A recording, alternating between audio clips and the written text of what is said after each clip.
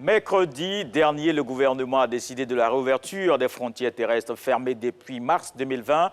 Une décision motivée par l'amélioration de la situation sanitaire et la reprise économique. On parlera des enjeux après cet élément de Davis Soyo. Le décret donc adopté ce jour fixe l'ouverture des frontières terrestres pour compter du mercredi 15 février 2023 à minuit. Cette décision du gouvernement ivoirien était longtemps attendue par les transporteurs.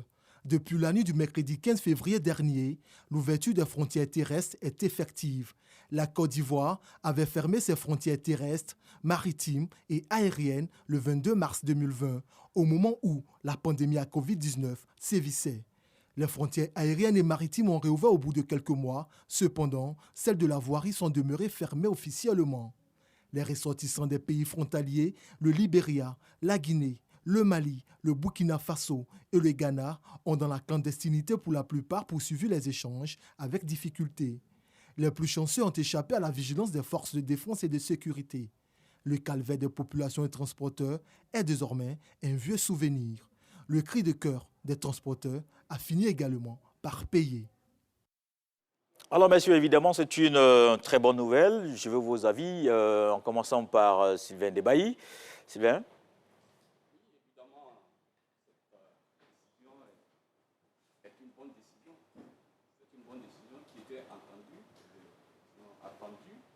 depuis belle lurette. Vous avez tantôt parlé des transporteurs, mais il n'y a pas que les transporteurs. Il y a cette population qui... On a peut-être quelques difficultés avec le micro. Sylvain, on va peut-être revenir à vous tout à l'heure. Mais juste à côté, nous avons professeur Dion. Professeur, qu'est-ce que vous pensez justement de cette ouverture? Le gouvernement l'a motivé et c'est fait. Oui, mais je pense que c'est une très bonne nouvelle. Vous avez souligné que ça nous permet d'en finir avec la clandestinité qui commençait à s'installer. Vous nous montrez aussi que, en réalité, ce qu'il faut comprendre, c'est que l'État fonctionne un peu comme le corps humain. Quand le corps humain est attaqué ou agressé, il développe un dispositif stratégique de survie.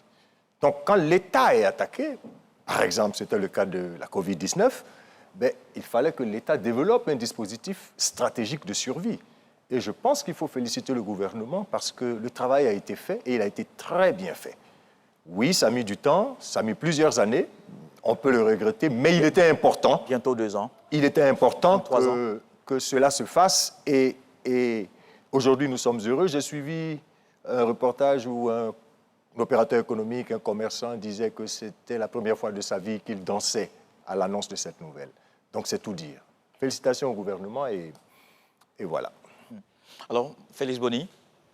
Je ne dirais pas le contraire. Hein. C'était une décision qui était très attendue, d'autant plus que ça fait quand même un bon moment qu'on a ouvert les frontières maritimes et aériennes. Donc, il fallait qu'on ouvre également les frontières terrestres. Mais au-delà de la clandestinité de laquelle nous sortons, je le dis, la Côte d'Ivoire, le Mali, le Burkina et autres, je crois qu'il faut également situer cette ouverture aussi dans un contexte conjoncturel aussi. Hein.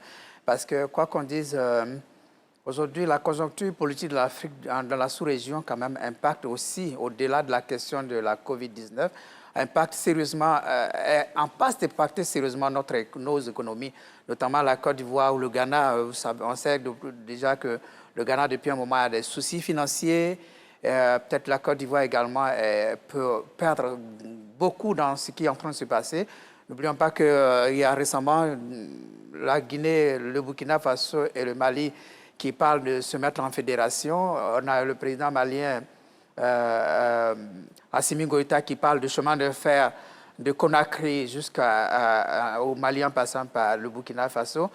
Tout ceci contribue quand même à réduire notre marge de commerce avec ces pays, alors que le Mali est aujourd'hui le premier partenaire en matière commerciale en Afrique de l'Ouest avec la Côte d'Ivoire, le Burkina Faso, le deuxième, je crois, quand on regarde les chiffres de 2021, Bakayoko pourra sans doute nous situer sur ces chiffres.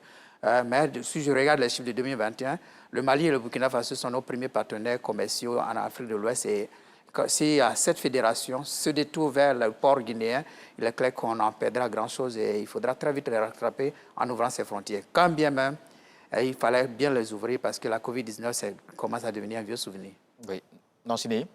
Moi, ce que je voudrais ajouter, c'est que cette fermeture avait un coût social très important.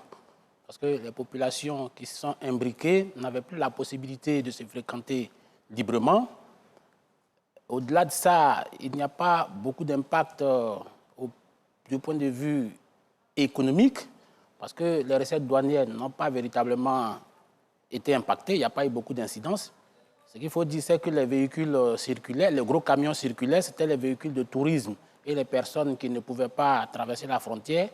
Sinon, les gros camions et les véhicules qui sont chargés... Vous dites gros camions, vous parlez des marchandises. Les camions qui transportaient les marchandises, puisqu'il y a beaucoup de marchandises qui étaient exonérées enfin, de cette décision. Et si vous voulez, on peut vous donner quelques statistiques. Hein. D'une manière globale, la fermeture des frontières, en 2020, les prévisions des recettes étaient de 1 900 milliards de francs CFA au niveau de la douane. Mais en fin d'exercice 2020, la douane a réalisé à peu près 2020 milliards de francs CFA. Maintenant, si on prend... Ça n'a pas eu d'impact, en fait. Ça n'a pas eu d'impact. Maintenant, si on prend au point micro, il y a beaucoup de frontières, mais moi, je vais m'appesantir sur la frontière la plus importante, qui est la frontière nord. Alors, au niveau de Pogor, les prévisions des recettes étaient de... En tout cas, en 2022, étaient de à peu près 1 milliard 2. Mais la douane a réalisé 2 milliards 2. Au niveau de la frontière de Wangolo, là, il y a eu quelques problèmes parce que nos prévisions étaient de 10 milliards 5. La douane a réalisé 8 milliards 6. Mais ça, c'est lié à d'autres problèmes conjoncturels. Et il y a un nouveau poste qu'on appelle le poste de Ningoni, qui est un nouveau bureau qui vient d'être ouvert. Les prévisions étaient d'à peu près 70 millions et la douane a réalisé à peu près 101 millions de francs CFA. Donc, on va dire qu'il n'y avait pas beaucoup d'incidence au point de vue économique, mais il faut admettre qu'au point de vue social, oui, l'incidence était vraiment très importante. Oui, on parlera aussi d'un autre niveau à côté de l'économie. Sylvain Debailly, qu'on entend mieux maintenant. Sylvain qui avait la parole, on vous écoute. Oui, je disais que cette mesure-là, cette décision est, ma foi, la bienvenue, parce qu'elle était attendue de longue date.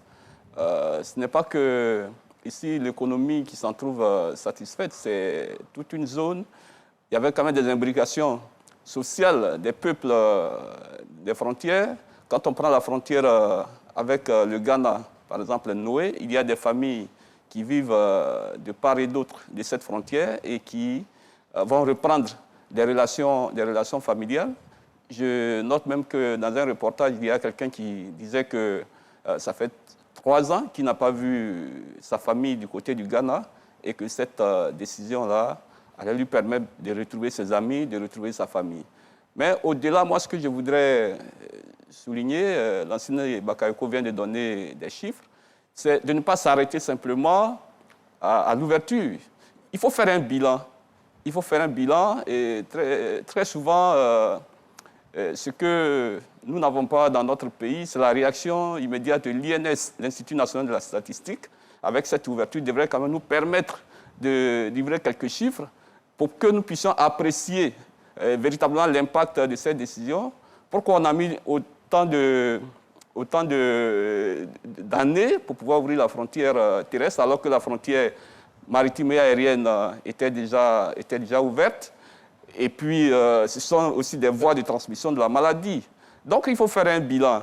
Les chiffres que l'enseignant Bakayoko vient de nous donner prouvent que peut-être que le commerce entre la Côte d'Ivoire et ses voisins est peut-être très marginal. C'est pour cela qu'on n'a pas beaucoup ressenti au niveau de notre économie la fermeture de ces frontières. Mais il faut y revenir et penser sérieusement à cette question. Est-ce que, ici, on peut même se demander, à partir de cette crise, de cette conjoncture, quelles sont les leçons apprises? Quelles sont les leçons apprises? Une frontière qui est fermée, c'est une économie qui est quand même en difficulté. Est-ce que s'il y a une prochaine crise sanitaire, est-ce qu'on va réagir de la même manière? Est-ce qu'on va encore fermer les frontières? C'est à partir de ce qui vient de se passer là qu'on pourra se projeter dans un avenir. Nous y reviendrons tout à l'heure. D'accord, dans le détail évidemment. En parlant justement du volet économique, surtout les transporteurs, vous l'avez dit, professeur, tout à l'heure, qui se réjouissaient, mais en réalité, ce n'était pas aussi difficile pour les transporteurs, vu que les marchandises circulaient, mais finalement, c'est une ouverture pour tout le monde. Les transporteurs vont trouver véritablement maintenant leur compte. Oui, mais je pense bien. C'est un principe élémentaire de circulation des biens et des personnes, mais aussi d'échange. Mais c'est eux-mêmes qui ont témoigné. C'est vrai que nous avons vu que les choses marchaient, on ne va pas dire comme avant, mais ce sont les commerçants eux-mêmes, à l'annonce de cette nouvelle, qui disent « nous sommes soulagés ». Ça veut dire que, relativement à ce qu'ils gagnaient dans cette situation et à la marge qui pourra s'ajouter à ce qu'ils vont gagner, ils trouvent que c'est une bonne décision. Donc, moi, je pense que c'est bon pour le commerce, c'est bon pour l'économie et forcément, même si c'est 2%, 3%, 4%, on pourra tout à l'heure nous dire qu'il y a une plus-value. Il y a quelque chose que les commerçants gagnent et il y a quelque chose que la Côte d'Ivoire aussi gagne. C'est peut-être ce que Sylvain disait tout à l'heure, mesurer, faire le bilan, se projeter et dire... Ça demande un peu de temps et ça demande de maîtriser tous les paramètres, tous les facteurs. Et je crois que l'INS, justement, c'est aussi une de ses missions. Ça doit être immédiat. Ça va se faire. Et ça peut être même immédiat. C'est une question de communication maintenant du gouvernement et de toutes les institutions et c'est ce que nous attendons. Alors, Félix Boni, c'est vrai, une mesure peut-être politique, économique, sociale. Et l'enseigne le disait tout à l'heure, tous les pays voisins, finalement, il y a forcément un lien quelque part, un lien social. Ça aussi, il faut le noter. Évidemment, on a des peuples imbriqués. Là, je citais tantôt l'exemple du Mali et du Burkina. La première diaspora africaine en Côte d'Ivoire, c'est les Burkinabés, c'est-à-dire le Burkina Faso. En deuxième position, nous avons le Mali. Alors, quand on voit le commerce, je sors du côté économique, je parle du commerce, les rapports entre les hommes. Le professeur de philosophie pourra bien me soutenir dans l'usage de ce terme, c'est-à-dire le commerce, pas forcément le volet économique, mais les rapports entre les hommes, entre les différents pays dont nous parlons tantôt. On a vu le reportage de la RTI dans un village à l'est de la Côte d'Ivoire où il n'y a qu'un fil à peine qui traverse le village pour qu'on se retrouve au Ghana et les populations se réjouissaient de pouvoir aller saluer l'autre côté de la famille pour revenir parce qu'il y avait les forces de l'ordre qui les empêchaient de traverser la frontière et tout cela. Il n'y a rien de tel que la liberté. Donc, au volet social, le fait que les populations puissent avoir leur liberté de circuler, c'est déjà très important. D'autant plus que l'intégration ouest-africaine est un schéma politique de nos différents dirigeants. Je crois que le volet politique également suit. Si je parle du volet économique, je vous disais tantôt, cette fédération qui pourrait éventuellement être une menace pour des pays côtiers comme la Côte d'Ivoire, le Ghana, le Bénin et autres. Cette fédération, je crois qu'en ouvrant les frontières, on va permettre à cette fédération d'éventuellement ne pas impacter, j'allais dire, l'activité économique de la sous-région. Parce que si on laisse le Burkina, le Mali se tourner uniquement vers un port voisins, je le dis, ne le voyons pas avec les mots, ce sont des régimes militaires qui se retrouvent avec Conakry, qui aujourd'hui se frotte quand même plus ou moins les mains. Je crois qu'on risque de perdre beaucoup de choses. Donc le fait d'ouvrir nos frontières, permettre le port de Côte d'Ivoire, le port d'Abidjan, est le premier port du Mali dans la sous-région. C'est le premier port utilisé par les Maliens. Si je m'en tiens aux chiffres donnés par le président de la diaspora malienne en Côte d'Ivoire, Mamadou Diawara, qui disait ceci, qu'il réalise pour pas moins de 150 milliards de francs CFA par an à partir d'Abidjan.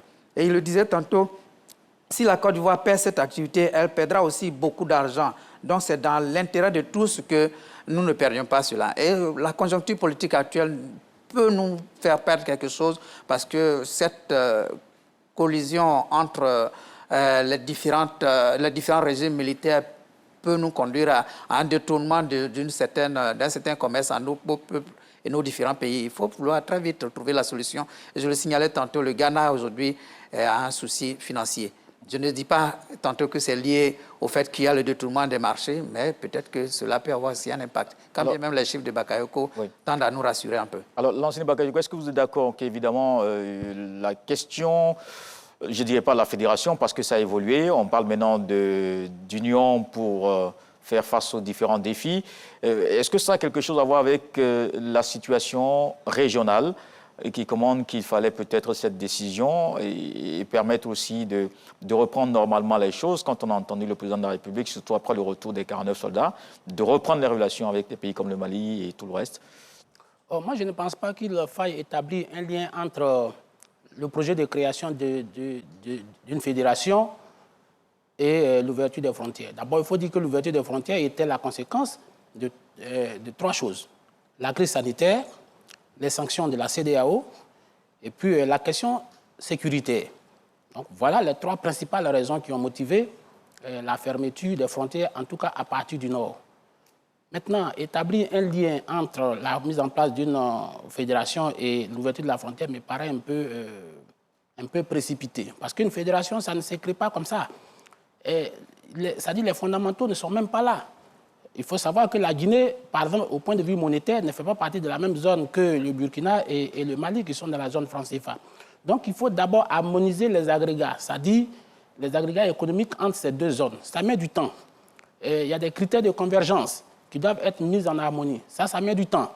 Et donc, je ne pense pas que ce projet-là soit quelque chose d'imminent pour que la Côte d'Ivoire veuille forcément le faire. Il faut, même d'un point de vue infrastructurel, il n'y a pas de liaison réelle entre la Guinée et le Burkina, et voire le Mali. Donc, le projet de fédération, pour le moment, il ne peut pas s'exercer un commerce vraiment très fructueux entre ces 3 pays au point de menacer la survie de la Côte d'Ivoire. Moi, je pense que c'est une décision peut-être politique, mais peut-être une décision normale, parce que la mobilité, c'est la règle. Ces pays ont toujours vécu... sont imbriqués, on l'a dit, le Mali va en Côte d'Ivoire, la Côte d'Ivoire va au Mali. Donc, il fallait normaliser cette situation. Parce qu'on ne peut pas... C'était comme si nous étions dans une sorte de prison interne. Et donc, il était de bonne loi pour le gouvernement d'ouvrir ses frontières, de faire cette ouverture pour permettre aux uns et aux autres de continuer leur vie normale.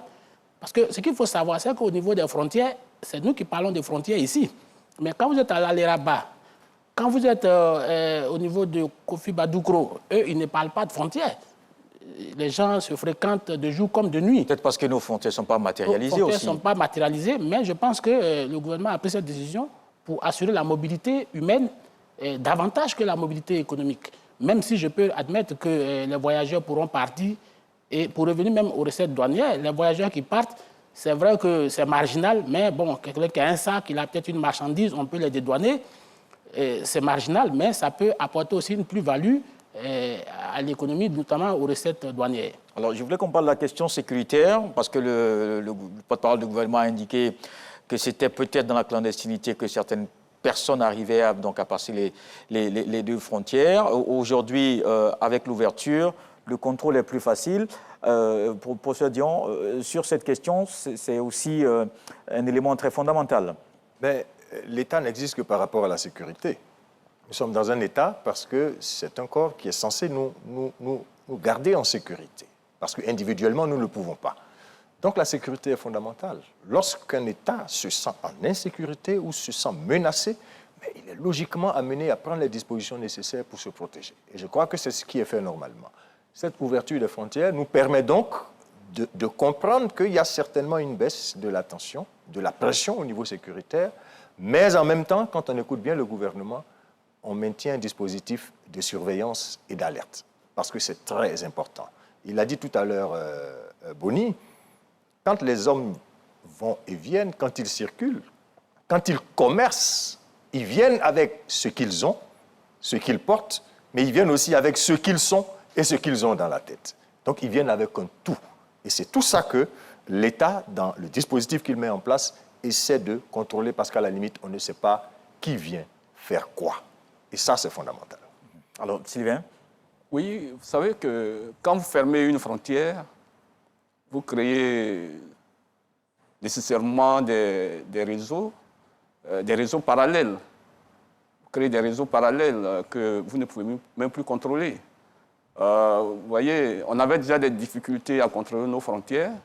Et donc, si la frontière officielle est fermée, vous verrez que, parce que vous ne pouvez pas mettre fin aux relations entre les hommes, il faut que les échanges se passent. Et donc, vous verrez que des gens trouveront toujours, par instinct de survie, de trouver des failles dans votre dispositif pour pouvoir passer. vous êtes... ici, on a notre actualité. Il dit que, alors que les frontières ivoiriennes étaient censées fermer, on nous a annoncé 8700 réfugiés venus du Burkina Faso qui sont accueillis au nord de la Côte d'Ivoire en pleine fermeture des frontières.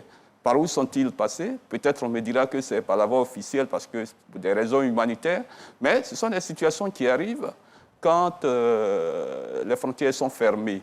Mais c'est peut-être lié aussi à la menace sécuritaire au plus au oui, nord. Bien sûr, on sait qu'il y a des menaces nord. sécuritaires de l'autre côté de la frontière. Donc, les gens viennent là où ils peuvent trouver un peu de sécurité.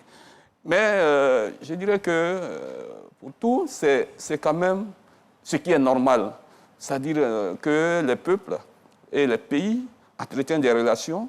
Et ces relations, pour qu'elles puissent se dérouler normalement, c'est à travers les frontières, à travers les voies officielles, à travers...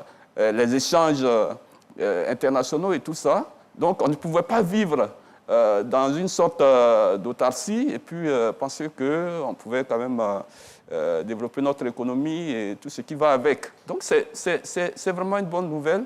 Maintenant, il faut aller au-delà. Il faut aller au-delà de cette ouverture parce que, ma foi, même en temps normal, les frontières ferment, il y a des heures auxquelles on ferme les frontières. Par exemple, la Côte d'Ivoire et le Ghana, c'était 18 heures. Je crois qu'il y a eu une rencontre entre les deux chefs d'État pour ramener ça à 20 heures. Qu'est-ce qu'on veut par là? C'est pour pouvoir accroître les échanges, non seulement entre les personnes, mais entre les deux États. Donc il faut même aller au-delà, il faut même lever totalement cette mesure. Et pourquoi ne pas faire du 24 heures sur 24?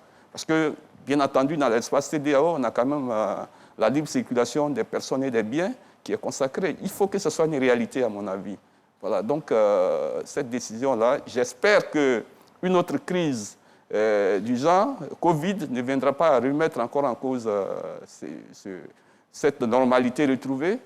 Et je le redis encore, quand on a eu à gérer cette situation, il faut penser à demain. Si demain cela devrait subvenir, qu'est-ce qu'on va faire? Est-ce qu'on va encore fermer la frontière? Moi, je ne pense pas que ce soit une bonne solution parce que dans la gestion de la crise de Covid, chaque pays avait déjà pris des dispositions, aussi bien en interne qu'au niveau des frontières. Donc la Côte d'Ivoire et ses voisins pouvaient quand même échanger, mais en gardant quand même une certaine vigilance. Et pour vous, la fermeture de la frontière n'a pas permis peut-être de contenir vous qui aimez les chiffres, les statistiques. Je dirais que la Covid a eu pitié de nous parce que les frontières étaient officiellement fermées, mais elles étaient officieusement ouvertes. Ça, on ne peut pas le nier.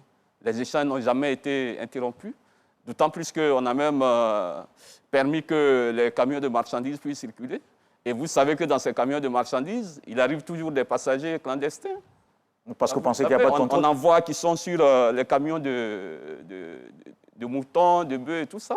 Parce que vous pensez qu'il n'y a pas de contrôle. On va peut-être regarder tout cela, parce qu'en Niablé, c'est Félix Boni qui en parlait. Il y a eu certaines personnes qui ont outrepassé ces mesures, mais qui ont été évidemment arrêtées. On l'a vu dans le reportage de notre correspondant Emmanuel Niamien. Ça permet désormais de justement contrôler ce flux de passage des personnes. Ah oui, le fait d'ouvrir officiellement les frontières permet désormais de contrôler le flux de personnes qui rentrent et qui sortent.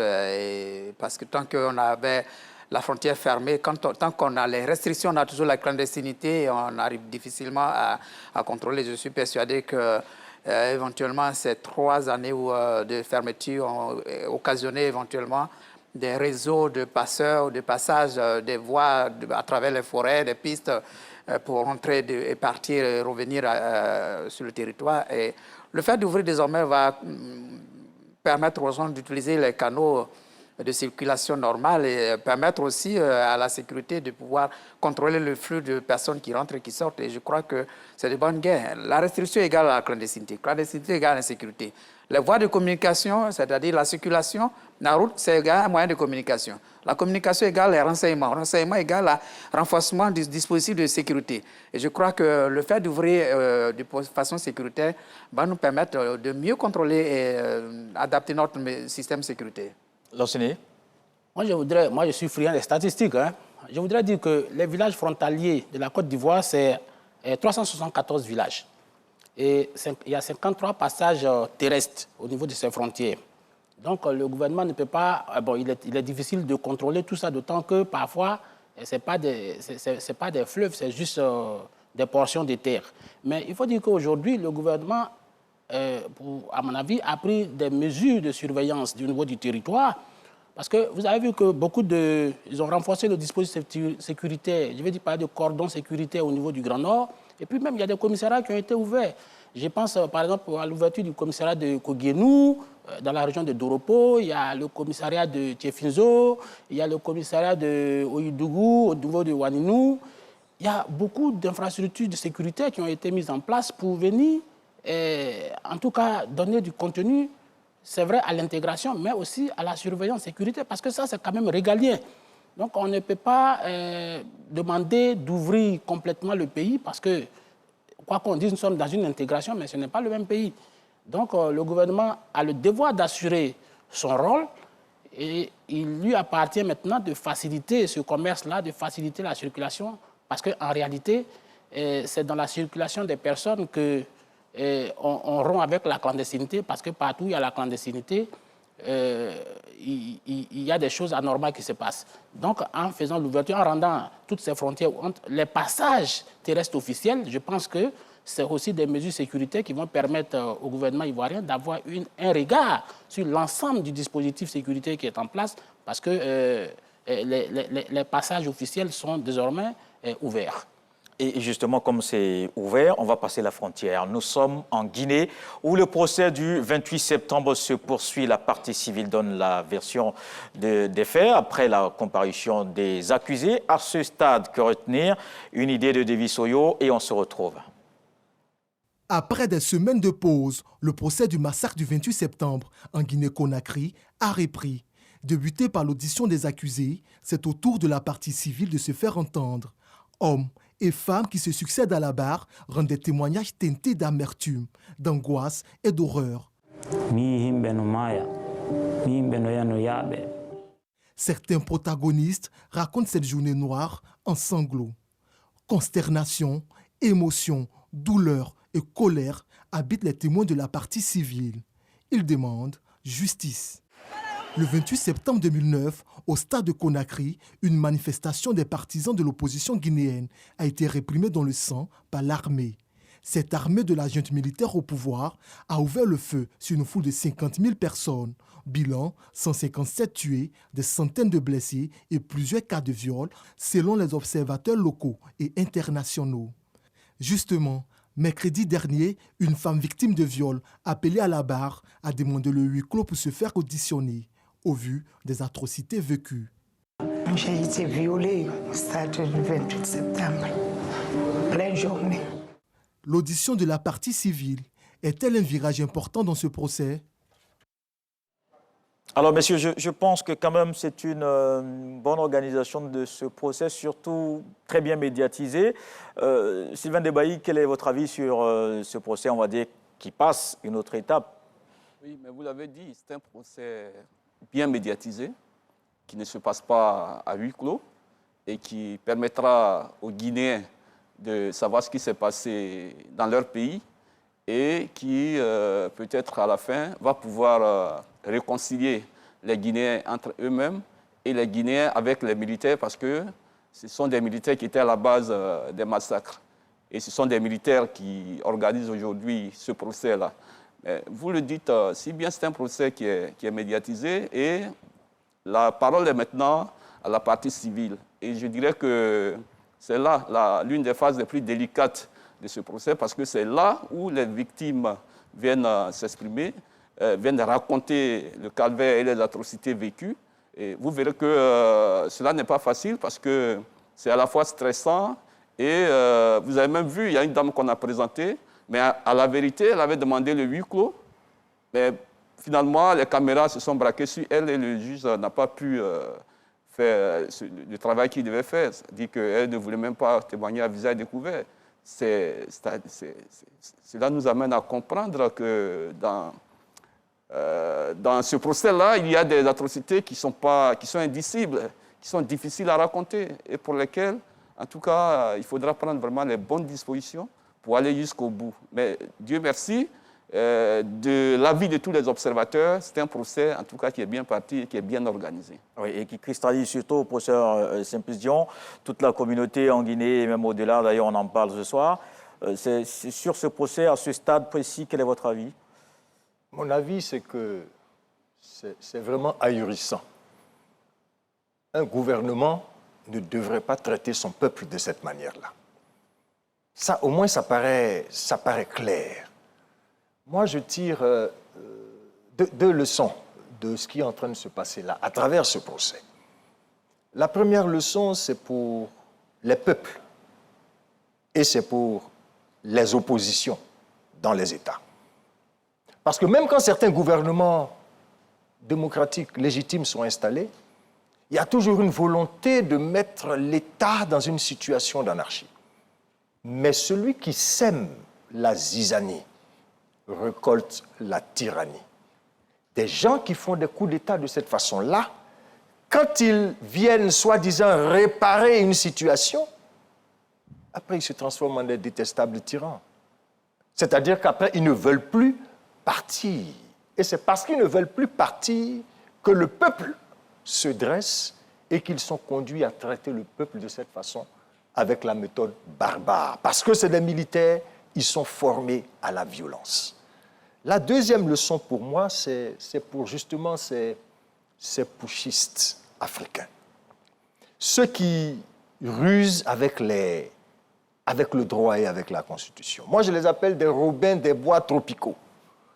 Ils se donnent des missions et à la limite, quand ils viennent et qu'ils semblent trouver le soutien populaire, ils se transforment tout de suite en des hommes providentiels. Ils se disent que si eux, ils s'en vont, le soleil va s'arrêter d'éclairer et puis le monde ne va plus exister. Donc, il faut qu'ils s'installent. Mais non. Quand on a été un astre, qu'on a apporté un peu de lumière et un peu de liberté à son peuple, on s'en va. On met les choses en place, on s'en va. Sinon, ce qui attend un astre, c'est le désastre. Et voilà ce qui est en train de se passer pour Dadis et ses amis. D'accord. On va y revenir pour tirer d'autres leçons encore après. Félix Boni. Je dirais que peut-être les leçons du procès sont un peu hâtives parce que le procès est en cours et le procès va révéler tout ce qui a dû se passer. Si on remonte un peu le cours de l'histoire, je crois bien que Dadis Camara, son système est parti, je crois, de décembre d'une année à moins de décembre d'une autre année. Je crois que la prise du pouvoir, c'était le 3 décembre, notamment 2008. Et puis, avant décembre 2009, déjà, il y a eu ce qui s'est passé. Et ce procès va révéler beaucoup de choses parce que je ne pense pas que le régime militaire qui avait pris le pouvoir à cette époque, à la mort du général Lansana Kouyaté, lui-même, Lansana Conté, lui-même qui a pris le pouvoir, étant lui-même militaire, a pris le pouvoir également par la force, qui s'est pérennisé au pouvoir jusqu'à mourir sans avoir créé des conditions démocratiques. Et finalement, il n'y avait vraiment pas de mécanisme de transfert du pouvoir à sa mort. Et il y a eu finalement le plus connu, le plus célèbre de l'armée qui a dû parvenir au pouvoir et qui malheureusement n'était pas préparé à gérer un pouvoir et tout le reste va être arrivé. Alors moi j'ai été à Conakry, j'ai été jusque dans l'intimité de celui qu'on est en train de juger aujourd'hui comme le premier accusé, Dadi Camara, qui m'a reçu jusque dans sa chambre. Je crois que j'en ai parlé une fois sur les antennes de la RTI. J'ai vu un monsieur qui n'était vraiment pas préparé à gérer un pouvoir, mais qui avait cette bonne volonté, un attachement par rapport à son pays, qui avait l'envie de très bien faire et qui, à vouloir trop bien faire, donnait pratiquement dans la précipitation, dans l'impréparation, dans l'improvisation, un monsieur un peu plus agité qui arrivait difficilement à maîtriser ses hommes et qui aujourd'hui est dans une situation qui ressemble à un gros complot. Alors c'est dans ce procès, il y a un mot essentiel qui ressort à tous les niveaux, complot. Alors qui a fait le complot? Dadis estime que c'est un complot contre lui. Lui, il estime que c'est un complot contre lui. Mais comment on explique ce complot quand même? Comment expliquer ce complot? Il estime que c'est un complot contre lui. Alors, pour avoir été dans l'intimité de ce monsieur, je vais vous faire quelques anecdotes. J'ai eu l'impression que c'était un monsieur qui ne maîtrisait pas trop bien son monde. Il vous dira qu'il partageait le pouvoir avec son numéro 2, le général Sekouba Kouyaté, Konaté dit je partageais le pouvoir avec lui comme un plat de riz. C'est-à-dire il avait tellement confiance à ce monsieur. Et alors c'est son aide de camp, Toumba Diakité, qui lui logera une balle dans la tête. Et on avait l'impression que ce monsieur, le procès va révéler tout ça. Je crois que la partie civile qu'on est en train d'entendre aujourd'hui va permettre éventuellement de situer... Mais Félix Boni, la thèse du complot, est-ce que ce n'est pas trop facile de se cacher derrière? Pour l'instant, le tribunal n'a pas encore tranché. Le verdict va le trancher. Il a essayé de démontrer ce qu'il avait à démontrer. Ce que je retiens de ce monsieur, c'est qu'on peut tout dire de lui, mais il a une certaine ligne de probité. Il ne touchait pas à l'argent. D'ailleurs, il m'a conduit dans sa chambre. Pourquoi? Pour me montrer les caisses d'argent qu'il a bloquées et pour lesquelles des gens voulaient qu'il transfère pour dire non, cet argent, c'est l'argent des Guinéens, je ne le toucherai pas. Bon, finalement, où est-ce qu'il a laissé? La thèse du complot... Ça devait être plutôt à la Banque guinéenne? Bien entendu, à la Banque guinéenne, mais pour l'instant, il les gardait là, le temps de les transférer à la Banque guinéenne. Okay, allons-y sur la thèse du complot. Oui. Ce monsieur soupçonne l'opposition de l'avoir infiltré, d'avoir permis à ce que des gens aient une manifestation. Alors, il est victime d'une seule chose, c'est qu'il allait très vite, il était un peu désordonné, il n'était pas organisé, il tenait des propos qui n'étaient pas, qui le rattrapaient plus tard.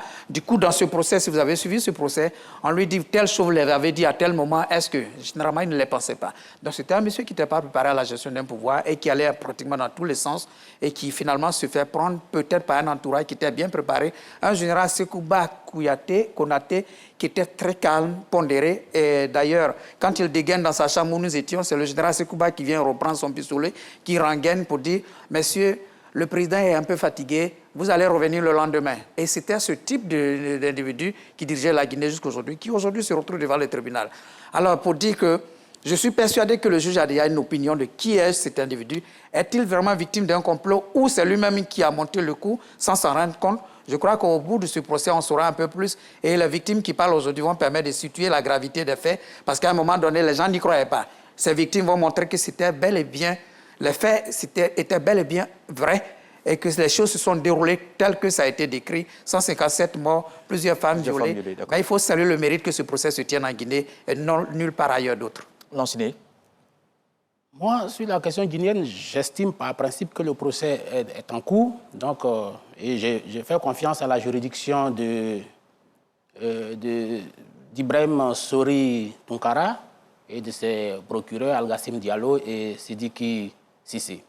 Je pense qu'ils mènent bien le débat et on ne peut pas ne pas être émotif devant ce témoignage de Ouriba ou de cette dame qui s'est fait violer. De toute façon, on parle d'une quarantaine de femmes violées. Mais moi, ce qui retient mon attention, c'est la leçon qui ne passe pas en Guinée. Parce que c'est vrai, aujourd'hui, ce procès tient en haleine l'opinion publique nationale et internationale, mais il y a des choses horribles qui se passent actuellement en Guinée. Si vous voyez bien, le régime guinéen, aujourd'hui, il y a quasiment plus d'opposition. Cellou Dalein Diallo est en exil, le principal opposant de l'UFDG. Sa maison a été détruite. Sidia Touré de l'UFR, aujourd'hui, sa maison est devenue le bureau des droits d'auteur. Et il y a Lansana Kouyaté qui est poursuivi. Tout le régime, en tout cas tous les classiques du régime du RPG de Alpha Condé sont aujourd'hui poursuivis. Je pense à Mohamed Diané, je pense à Ibrahim Kassori, je pense à Oye Gilavogui, Tibou Kamara, Albert Damatan Kamara. Tous ceux-là sont aujourd'hui poursuivis. Et même si vous allez à la société civile, le FNDC, qui a été d'ailleurs déjà même dissous, même ces leaders sont aujourd'hui en prison. Je pense à Fonike Mengue, à Ibrahim Bailo Diallo et Gianni Alpha. Donc je veux dire, la leçon n'est pas passée. Et c'est ça qui est déplorable dans le cas guinéen. Ça veut dire que les manifestations qui ont eu lieu aujourd'hui, hier, dans cette semaine-là, ces manifestations ont été réprimées encore dans le sang. Ça veut dire qu'aujourd'hui, Doumbouya a permis que ce procès se fasse, mais il faut savoir que lui aussi peut être victime d'un procès dans les années à venir.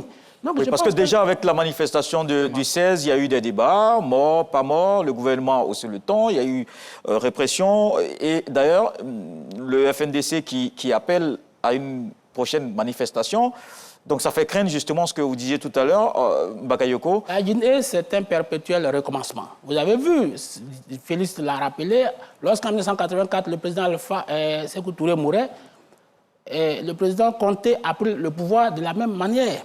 Et vous avez vu, il a pris le pouvoir alors que l'ordre constitutionnel, il a rompu l'ordre constitutionnel. Et quand vous voyez le coup d'État de 2008, également d'Addis Camara, c'est Aboubakar Sampil qui devait prendre le pouvoir. Mais il a fait exactement ce que le président Condé a fait, l'ancien Condé a fait. Donc je veux dire, la Guinée est dans une sorte, je ne vais pas dire le mot est bien grand, une sorte de malédiction qui se poursuit et tel qu'on voit les choses partir, qui va se poursuivre encore. Et c'est ça qui est dommage dans notre sous-région. D'accord. Alors, on va rester sur le procès. Après, éventuellement, on pourra parler des autres. Et Lansine, vous avez parlé de Sidia Touré, de Cellou Dalein Diallo. Je pense qu'il devait, pour moi, être entendu dans ce procès, puisque Toumba estime que c'était ses opposants qu'il était allé plutôt protéger.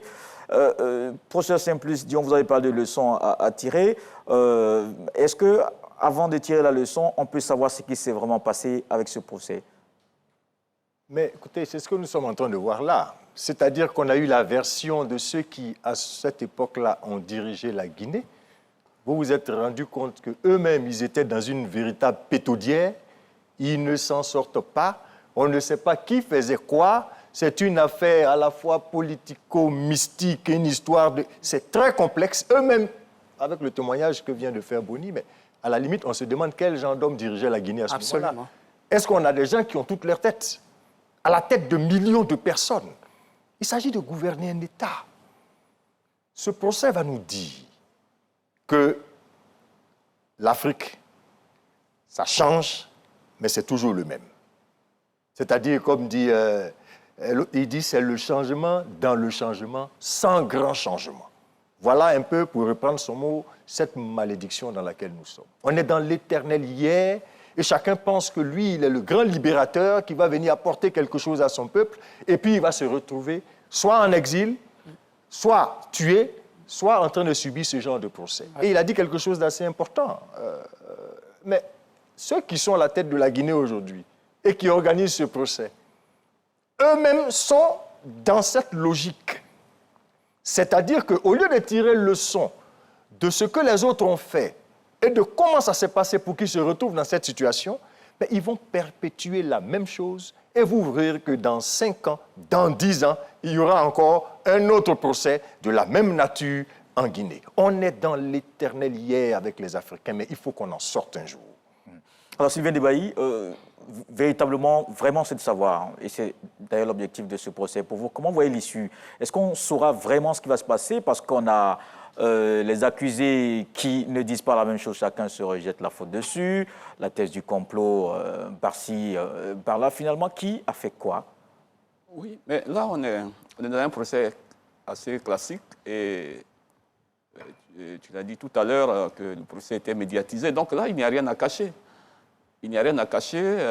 Ici, on est bien parti pour pouvoir situer les responsabilités. Et là, c'est de la responsabilité des juges qui jugent, comme on le dit, à leur intime conviction. Donc c'est à eux de nous dire qui est coupable, qui ne l'est pas, au regard des preuves qui auront été présentées.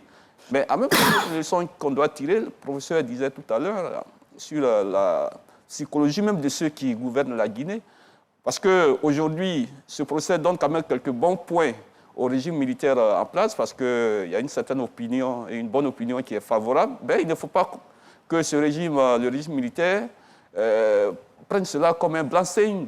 Parce que ce procès-là est aussi son procès. Ce procès qui se déroule aujourd'hui, il doit en tirer les leçons pour dire que si nous ne faisons pas bien, et d'ailleurs, il y a déjà quelques soubresauts là, si nous ne faisons pas bien, demain, nous aussi, nous allons passer à la barre. Donc, en fin de compte, je crois que le temps est venu pour les Guinéens de se poser la question et de se dire qu'il faut mettre fin à un cycle. Il faut mettre fin à un cycle, des militaires qui viennent, qui prennent le pouvoir, qui s'en vont, d'autres militaires qui les remplacent. Je crois que la Guinée ne doit pas être un pays, n'est pas un pays maudit. Mon confrère Lansine disait tout à l'heure, parlait tout à l'heure de cette sorte de malédiction. Oui, c'est le constat que nous faisons, mais il appartient aux autorités, à ceux qui sont aujourd'hui à la tête, de dire que ça suffit, parce que 150 personnes, 150 victimes et plus Et quand vous voyez toute cette panoplie de personnes qui sont impliquées, ben, mon Dieu, il faut vraiment se mettre au-delà de toutes les dispositions pour pouvoir tirer les bonnes leçons. Et ce procès-là doit permettre aux Guinéens de tirer les bonnes leçons pour dire plus jamais ça. Il faut très vite, donc, pour terminer, il faut très vite que le régime-là fasse lui-même son autocritique et qu'il ne s'éternise pas parce que c'est par le manque de transparence, le manque de démocratie et tout ça qui a abouti à des situations de catastrophe qui sont en train d'être jugées. Là. Donc, il doit faire rapidement, mettre le pays sur les rails, de sorte à pouvoir organiser une élection et pour qu'on ait l'avènement d'un pouvoir civil qui puisse continuer à développer la Guinée. C'est ce que je crois. Alors, Félix Boni, vous l'avez dit, vous rencontrez l'homme, jusque dans son intimité, vous avez vu sa vision hier. Aujourd'hui, quand vous l'entendez, est-ce que vous vous dites que c'est différent? Non, aujourd'hui, je pense que le temps qu'il a mis à se soigner, le temps qu'il arrive à ce procès, c'est un monsieur qui s'est assagi. Je pense que s'il était comme ça, ce Dadis calme aujourd'hui, qui essaie d'avoir une vision plus planifiée, il avait cette organisation dans la tête comme il a aujourd'hui, il n'en serait pas là. Parce que ce procès, un procès égale à situer la responsabilité de quelqu'un. Il est question de culpabilité. Alors, si ce monsieur devrait être coupable, il sera certainement coupable pour des actes qui ont dû certainement se passer sans qu'il en soit informé. Alors que quand on est dirigeant, on ne peut jamais se dire que je ne suis pas informé. Tout ce qui part, c'est pourquoi on a... Qu'est-ce qu'on fait de la responsabilité alors? C'est pourquoi on a tous les renseignements pour avoir la responsabilité. La responsabilité, quand on est dirigeant, c'est de maîtriser tous les systèmes nécessaires. Si quelqu'un pose un acte, pendant que vous êtes là, alors les Zouglous en Côte d'Ivoire disent, si quelqu'un est voleur, que vous avez quelqu'un vole, c'est que c'est vous qui avez volé parce que c'est vous qui avez désigné ceux-là. Je crois que c'est la même chose en ce qui concerne la situation en Guinée. Monsieur Dadis Camara peut se prévaloir de n'avoir pas donné d'instructions, tout. Toujours est-il que ceux qui sont allés commettre ces actes étaient des militaires qui étaient sous sa responsabilité. Il est question, on parle tantôt d'un groupe qui a été formé parallèle, un groupe parallèle qui a pu se former, qui allait commettre ces actes, tout, mais pendant que tout ce groupe parallèle se formait, où étiez-vous? Où étiez vos renseignements? Ce sont les questions qu'on lui pose aujourd'hui. Je dis tout cela pour dire qu'il peut s'agir bien évidemment d'un complot ou pas, mais quand on est dirigeant, que cela se passe sous votre responsabilité, vous assumez. Et c'est cela qui devrait pouvoir interpeller ceux qui sont en train de faire ce procès aujourd'hui. Je saluais dans ma conclusion tout à l'heure, lorsque j'avais la prise de parole, en disant que c'est bien que ce procès ait lieu en Guinée. Mais qui sont ceux qui sont en train d'organiser ce procès? Il y a eu 2 mandats d'Alpha Condé, le procès Alpha Condé qui n'a pas organisé ce procès. Des militaires arrivent, ils organisent ce procès, et c'est sous leur propre régime qu'il y a encore des faits, comme les faits du 16 février dernier. Est-ce qu'eux-mêmes ils tirent les leçons du procès qu'ils sont en train d'organiser? Je crois que c'est là le paradoxe de ce procès. Alors que ce procès éventuellement va donner un verdict éventuellement pour punir sévèrement de façon exemplaire ceux qui ont qui commettre des actes d'hier, qui pourraient être ceux qui étaient là, les dirigeants militaires d'hier. Ceux qui sont là aujourd'hui, qui sont des militaires, qu'est-ce qu'ils en tirent comme leçon? Pourquoi ces actes qui ont eu lieu il y a quelques jours, le 16 février, comment arrive-t-on à embrigader toute son opposition, les empêcher d'organiser des manifestations publiques, alors qu'on sait qu'on est dans un pays qui a quand même choisi comme système la démocratie? Voici les grandes questions qu'on se pose aujourd'hui sur l'avenir de la Guinée. Alors, l'ancien Bakayoko, est-ce qu'aujourd'hui on peut dire que c'est trop facile de nier sa responsabilité ou bien que des accusés se rejettent la faute dessus? Est-ce que c'est vraiment, puisqu'on parle de responsabilité, c'est vraiment responsable? Bon, on ne peut pas présager de l'issue de ce procès, mais je pense que le procès suit son cours normal. Vous savez, en matière de procès criminel, l'exception, c'est de reconnaître son forfait. Les accusés ont toujours tendance à nier leur responsabilité dans les faits qui leur sont reprochés. Ça, c'est le principe. Maintenant, moi, je veux m'appesantir sur des faits, c'est-à-dire quelque chose de factuel. Il n'a pas été contesté qu'il y avait des miliciens qui étaient formés à Kaldea, qui est une zone un peu à l'ouest de la Guinée. Et ces miliciens, en tout cas, étaient sociologiquement proches de Dadis Camara. Et même le commandant qui les dirigeait, c'est-à-dire Blaise Goumou, était aussi de la même région.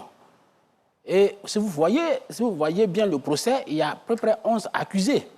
Mais une une dizaine, quasiment 9 personnes sont issues des régions forestières d'où vient Dadis Camara. Et si vous avez bien entendu le procès, Toumba Diakité a dit que c'est la volonté de Dadis Camara de rester au pouvoir et qui a fait comme beaucoup de chefs d'État africains, c'est-à-dire s'entourer des leurs. Il était dans le même schéma. Et il y a un peu de crédit là-dedans. Mais comme je le dis, moi, je ne peux pas présager de la culpabilité ou non. J'estime que le procès suit son cours. Et je ne peux pas parler nécessairement de complot. Parce que les faits sont là. 157 morts, 40 femmes violées, 1200 blessés. Et la plupart des accusés tentent de nier les faits, mais il a dit tout à l'heure que Alpha Condé n'a pas pu organiser le procès, mais Alpha Condé était un civil. Et si vous vous souvenez, Dadis Camara a dit une fois que personne ne peut gérer l'armée guinéenne. Et il est de notoriété que c'est une armée mal formée, une armée indisciplinée. Ça, c'est des notoriétés publiques. Donc, il est clair que Alpha Condé ne pouvait pas le faire. D'ailleurs, dans son gouvernement, en tout cas dans son entourage, c'est ceux qui sont jugés aujourd'hui, la plupart étaient avec lui. Je pense à Thieboro Camara, je pense à Claude Pivi, qui étaient tous dans le cabinet du président Alpha Condé. Bien sûr, c'était une question de survie pour son régime. Ceux qui sont là aujourd'hui sont des militaires comme eux. Ils profitent de la clameur publique qui est en leur faveur pour organiser le procès. Mais à mon avis, ce procès n'est pas organisé parce que les militaires le veulent. C'est-à-dire qu'ils veulent tenir en haleine l'ensemble du peuple guinéen pour pouvoir assouvir leur dessein de se maintenir. N'oubliez pas que Mamadou Doumbia parle de 39 mois de transition. Et je suis sûr qu'il va aller au-delà. Aujourd'hui, on ne parle pas des questions institutionnelles et des questions électorales qui peuvent être abordées. Aujourd'hui, personne n'en parle en Guinée. Le seul opposant qui en parle est Faya Midimono du Bloc libéral. Aujourd'hui, il est mis en minorité. C'est peut-être ce qui a justifié les manifestations du 16 février, oui, le retour quand même à la réalité. Le FNDC aujourd'hui est la seule coalition qui peut tenir tête, qui peut faire front à la junte. Je vous ai dit qu'il n'y a plus d'opposition. L'opposition est quasiment décapitée.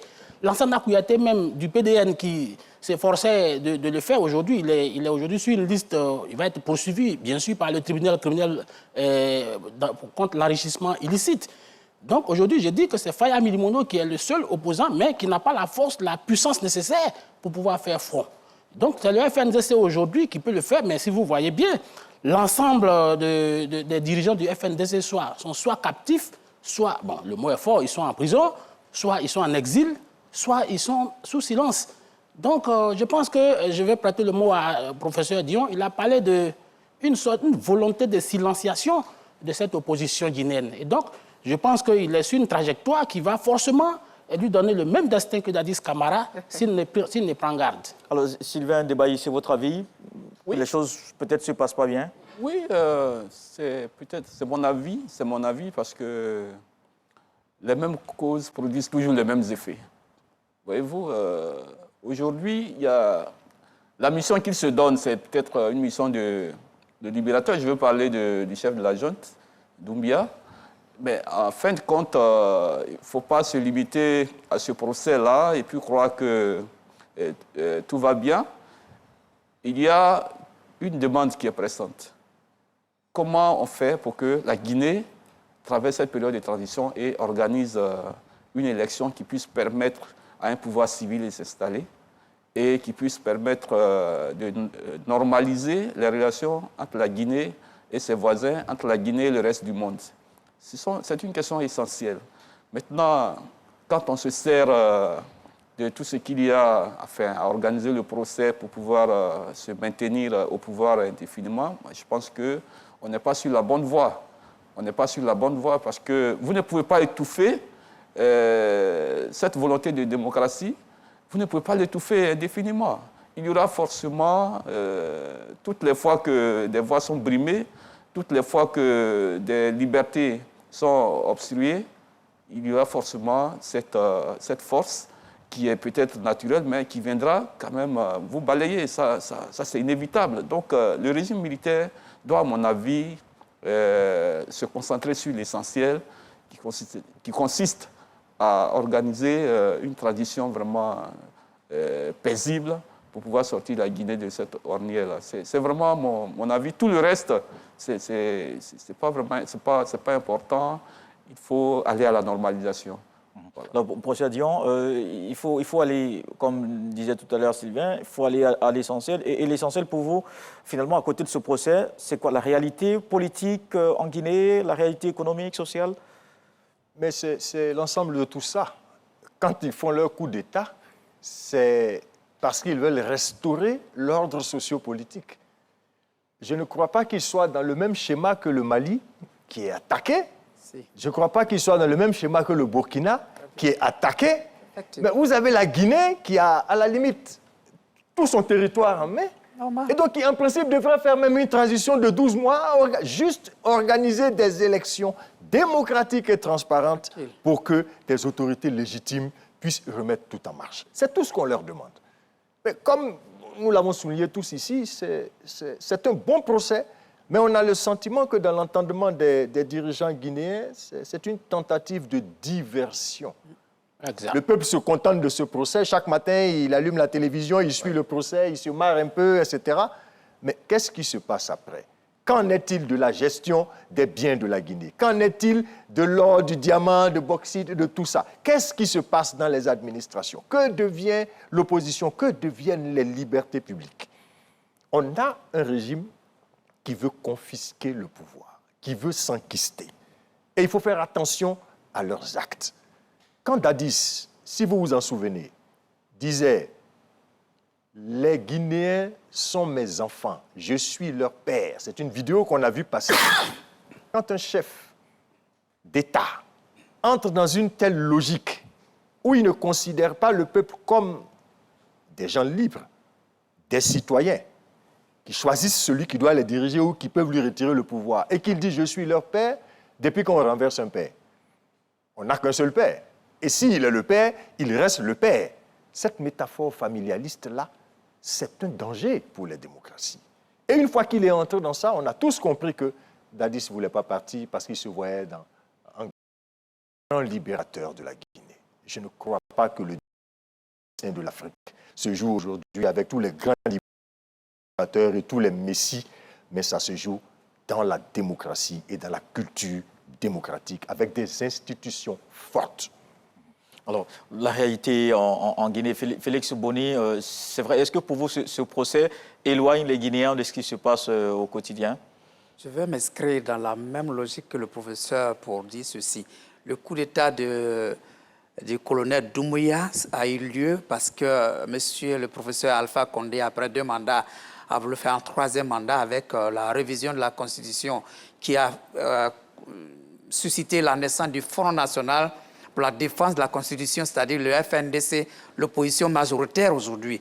Donc le coup d'État devait se justifier par la normalisation de la situation, c'est-à-dire normaliser la situation, organiser des élections démocratiques pour que les civils reprennent le pouvoir. Et ça ne devrait même pas aller au-delà de 12 mois. Ce procès aujourd'hui qui est en train de prendre durer déjà plus d'1 an, de plus de 12 mois, n'est pas véritablement le véritable agenda politique que ces militaires arrivés au pouvoir devraient avoir. Leur préoccupation, c'était de remettre les choses en ordre, réorganiser les élections pour que les civils reprennent le pouvoir et se barrer. Ça n'a rien à voir ni avec le Mali, ni avec le Burkina. Donc on n'attend rien d'autre de monsieur le colonel Doumbouya que des élections démocratiques en Guinée pour que les civils reprennent le pouvoir, au lieu de les maintenir en captivité ou en exil. Oh, d'accord, sur ce dernier tour de table, on a quelques secondes pour l'enseigner, pour terminer. Moi, je pense que Mamadou Doumbouya ne pouvait pas faire autre chose que ce qu'il est en train de faire. Parce que n'oubliez pas que c'est Alpha Condé qui allait le chercher en France pour venir l'installer, un sergent-chef qu'il a fabriqué de toutes pièces. Qu'il n'a jamais rencontré. Qu'il n'a jamais rencontré, dont une de ses connaissances avait parlé, qu'il a bombardé à la tête des forces spéciales et qui, un matin, est venu renverser son bienfaiteur. Donc, je ne pense pas que Mamadou Doumbouya soit dans les meilleures dispositions morales, humaines, pour pouvoir abandonner ce pouvoir. De toute façon, rien ne justifie aujourd'hui qu'on n'organise pas des élections. La Guinée n'a pas de problème constitutionnel, n'a pas de problème politique majeur. Il s'agit simplement d'organiser des élections. Maintenant, le sujet pour lequel qui est en débat, c'est-à-dire le procès de Dadis Camara, je pense que ce procès doit s'achever pour qu'on situe les responsabilités, pour que Mamadou Doumbouya ne se serve plus de ce procès comme prétexte pour se pérenniser au pouvoir. Parce que l'axe Mali, Bamako, choses qui sont en train de se faire. J'ai entendu son ministre des Affaires étrangères, Maurice Sanda Kouyaté. Ce n'est pas ça le projet que les Guinéens, entre guillemets, lui ont confié le 5 septembre 2022. Il est venu pour nettoyer peut-être, pour changer les choses. Pour changer les choses. Il ne l'a pas fait. Aujourd'hui, la Guinée se retrouve plus que jamais dans la crise. Et je pense que la Guinée mérite mieux que ça. D'accord. Alors, c'est un procès que nous allons évidemment suivre et se retrouver certainement sur le même plateau, puisque pour ce soir, c'est terminé. Merci, Lansine Bakayoko, Félix Boni, Sylvain Debaye, professeur Simplice Dion. Merci à vous de nous avoir suivis. Restez sur RT1, tout de suite, le journal de 20h avec Marie-Laure Goran. Cette émission est réalisée par Fofana Mamadou. Merci à toutes les équipes techniques autour. Merci à notre reporter David Soyo. Évidemment, à l'ensemble de la direction des magazines d'information conduite par M. Koné Lansine. À dimanche pour un autre numéro du Club de la Presse.